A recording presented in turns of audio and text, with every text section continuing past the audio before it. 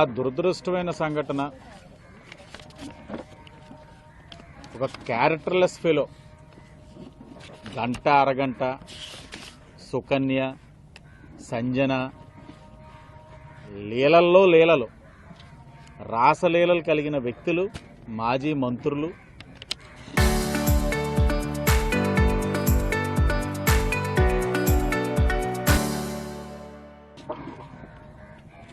వారి యొక్క స్థాయిని మర్చి ఈరోజు ముఖ్యమంత్రి గారి పైన మాట్లాడిన విధానాన్ని జీర్ణించుకోలేకపోతా ఉన్నాం, తట్టుకోలేకపోతా ఉన్నాం. అంటే మా నాయకుడు క్రమశిక్షణ అంటారు, ప్రజాస్వామ్యం అంటారు. ప్రజాస్వామ్యంలో ప్రజలందరూ గమనిస్తున్నారు కాబట్టి మనం ఎంతో బాధ్యతగా ఉండాలి అని ఆయన పదే పదే చెప్తా ఉన్నారు. కాబట్టి మా వాళ్ళు ఎవరు లైన్ దాటలేకపోతా ఉన్నారు. మొన్న కూడా తెలుగుదేశం పార్టీ శిక్షణా తరగతులు జరుగుతున్నప్పుడు కూడా ఇదే మాట. ప్రజలు వాళ్ళని అసహించుకున్నారు కాబట్టి, చేదరించుకున్నారు కాబట్టి వైసీపీని ఈరోజు మనకి గౌరవం ఇచ్చారు. తెలుగుదేశం, బీజేపీ, జనసేనకి మీరు చాలా జాగ్రత్తగా వ్యవహరించాలి, ఎలాంటి పరిస్థితులను ఎమోషనల్ అవ్వకూడదు అని అంటా ఉన్నారు. ఈరోజు మా నాయకుడు దైవ సమానంగా చూసుకునే చంద్రబాబు నాయుడు గారి పైన ఆ లకారంతో మాట్లాడేది చూడండి, లకారాలతో ఆ నుంచి అమ్మహా దాకా అన్ని లకారాలతోటి నేను మాట్లాడగలుగుతాను. అక్కడ ఉన్న నాయకులైతే ఇంకా పచ్చిగా మాట్లాడతారు. మా వాళ్ళు ఎనాళ్ళు ఉందా రాంబాబు నీకు? ఏదో అతనేదో సంబరాలు రాంబాబు అని అతను డ్యాన్సులు వేస్తూ ఉంటే చూస్తున్నారు కదా అని అనుకుంటున్నారు. శ్రీరెడ్డిని చూస్తారు, రాంబాబుని చూస్తారు. ఆయనకి అర్థం కావట్లా. మాట్లాడడం అంటూ మొదలు పెడితే నిన్ను మించిన బూతులు ఉన్నాయి మా దగ్గర. కానీ ప్రజాస్వామ్యంలో ఉన్నప్పుడు, రాజకీయ పార్టీగా ఉన్నప్పుడు, దాంట్లో ఒక స్థాయిలో ఉన్న వ్యక్తులుగా మనం ప్రజలు హర్షించే విధంగా ఉండాలి. ఈరోజు మా నాయకుడు ఎంత గొప్పవాడంటే, మీ నాయకుడు జగన్మోహన్ రెడ్డి గారు సతీమణి పైన ఎవరో విమర్శించారని, కామెంట్ పెట్టారని సస్పెండ్ చేశారు, చర్యలు తీసుకున్నారు. మరి మీరు ఏం జగన్మోహన్ రెడ్డి గారు ఏం చేస్తారు? ఇలా మాట్లాడిన వ్యక్తుల్ని ఎప్పటిలాగే వెనకేసుకొస్తారా? ఎప్పటిలాగే గత 5 సంవత్సరాలు చంద్రబాబు నాయుడు గారు ఆయన కుటుంబాన్ని విమర్శించుకుంటూనే వచ్చారు. అసెంబ్లీ సాక్షిగా కానివ్వండి, లేకపోతే అనేకమైన మాధ్యమాల్లో కానివ్వండి, అవన్నీ చేసి ఖండించకుండా మీ వాళ్ళని ప్రోత్సహించినందుకు 11 సీట్లకి పరిమితమయ్యారు జగన్మోహన్ రెడ్డి గారు, గుర్తుపెట్టుకోండి. ఇలాంటి మీరు అరికట్టి కానీ నోరుని అదుపులో ఉంచకపోతే ఒకటి జరగాల్సింది జరుగుతుంది. ఎందుకంటే ఆయన అనేవారు కదా 5 సంవత్సరాలు మా వాళ్ళు మనోభావాలు దెబ్బతిన్నాయని. మాకు లేవా మనోభావాలు? మాకు ఉండవా? మా మనోభావాలు దెబ్బతింటే ఇప్పుడు ఎలా ఉంటుంది పరిస్థితి? ఆయన మీరు చూసుకోవాలి. జగన్మోహన్ రెడ్డి గారు కూడా ఎలాంటి వ్యక్తులను ఇంకా వెనకేసుకుంటూ వచ్చి ఇంకా నడిపిస్తే రేపు 11 సీట్లు కాదు కదా, ఆ 2 కూడా ఎగరేసేస్తారు జనాలు. అంబటి రాంబాబు తప్పకుండా క్షమాపణలు చెప్పాలి. ఏదో వయసురీత్యా ఏదో నోరు అదుపు తప్పి మాట్లాడేశానంటే దొబ్బదు. సమాధానం చెప్పాలి, క్షమాపణలు చెప్పాలి. ఈ వైసీపీ వాళ్ళు తట్టుకోలేకపోతా ఉన్నారు. ఒక్క చుక్క పాలు కానీ నెయ్యి కానీ లేకుండా 20 కోట్ల లడ్డూలు సరఫరా చేసేశారు. మీరు స్పష్టంగా చెప్తా ఉన్నాం. సిట్ నివేదికలో 35వ పేజీలో స్పష్టంగా ఉంది.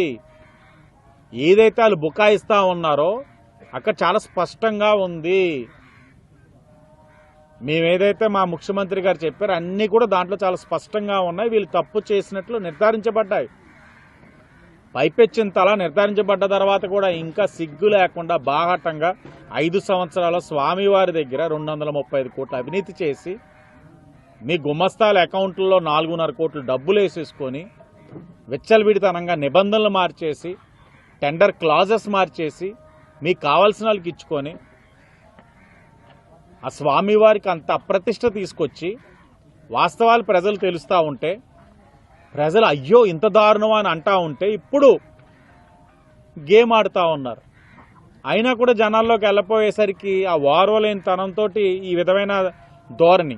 ఇప్పుడు ఒక పెద్ద ఆయన చెప్తా ఉన్నారు మాకు, బాబు ఒకటి ఆ లడ్డు వ్యవహారంలో అయితే వైసీపీ వాళ్ళు వెధవలు అయిపోయారని మాకు అర్థమవుతా ఉంది.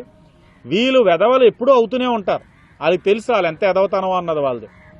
కానీ ఇలా ఎందుకు చేస్తున్నారంటే, మనం మీరు పెట్టుబడులు బాగా తీసుకొచ్చారు, ఇలాంటివి సృష్టించి నాయకులపైన వ్యక్తిగత విమర్శలు మొదలుపెట్టి ఇక్కడ ఏదో లా అండ్ ఆర్డర్ సమస్య ఉందని ఈ రాష్ట్రంలో పెట్టుబడులు పెట్టడానికి వస్తున్న వాళ్ళు ఒక భయాందోళనమైనది వాతావరణం తీసుకురావడానికి వైసీపీ వాళ్ళు ఆడుతున్న ఆట.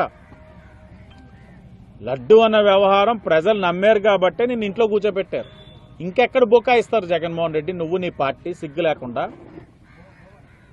మిమ్మల్ని పక్కన కూర్చోబెట్టింది ఇలాంటి తప్పులు చేసినందుకు.